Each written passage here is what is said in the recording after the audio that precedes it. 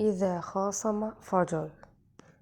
يعني يجي اتنين متجوزين ومحصلش ما بينهم نصيب وانفصلوا، تلاقي كل واحد بقى بيطلع العيوب اللي في التاني ويطلع الصفات الوحشة اللي في التاني ويقعد يعيد ويزيد ويضيف كمان من عنده.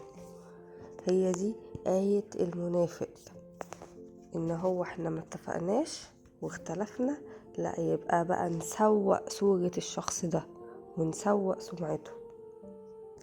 دوسوا بقى على كل حاجة بقى، على العشرة وعلى الذكريات اللي ما بينهم والسنين اللي قضوها مع بعض، يدوسوا على كل ده ويتمحي كأنه شيئا لم يكن، ويطلعوا أسوأ ما في الشخص. تانية يتحولوا لناس تانية، ناس بتجرح وناس بتعاير وبتنكر عطائك ومعروفك، ولا كأن كان في بينكوا عشرة ولا عيش وملح.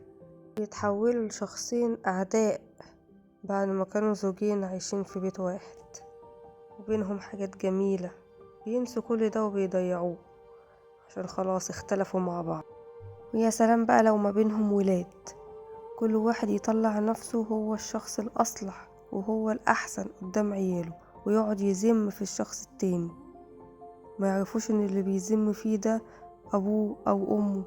الولد بيتأثر جدا بالموضوع ده وبيأثر على نفسيته، وهو كده بيضر ابنه ولا بنته، مش بيضر مراته ولا جوزها. ده اللي بيخاصم حد فوق ال3 أيام، ربنا بيؤمر ملك الحسنات ان هو ما يكتبش ولا حسنة للشخص ده بداية من اليوم الرابع. يعني مهما الواحد صلى وصام مش هيكتب لك حسنات لو خصمت حد اكتر من 3 أيام. متخيلين؟ يعني احنا حتى لو العيش اتقطع ما بيننا خلاص، بس على الاقل نفضل ما بيننا ذكرى كويسة، ونفضل لو حد شاف التاني في اي مكان ما يهربش منه، ما يشمئزش منه، يبقى بينهم علاقة طيبة. ودلوقتي هقولكوا على هدية من ربنا في القرآن الكريم، آيتين لهم مفعول السحر في الصلح بين أي اتنين متخاصمين.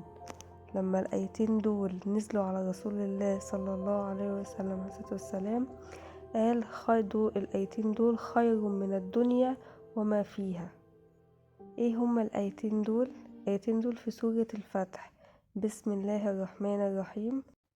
إنا فتحنا لك فتحا مبينا ليغفر لك الله ما تقدم من ذنبك وما تأخر ويتم نعمته عليك ويهديك صراطا مستقيما. لو مثلا في نزاع بينك وبين مديرك في الشغل، او انت رايح مشوار وحاسس ان اللي قدامك ده مش يعني هيبقى شديد، او في مشاحنات هتحصل ما بينكم، نقول الآيتين دول كده في سرنا، وان شاء الله ربنا هيهدي قلب اللي قدامك ده.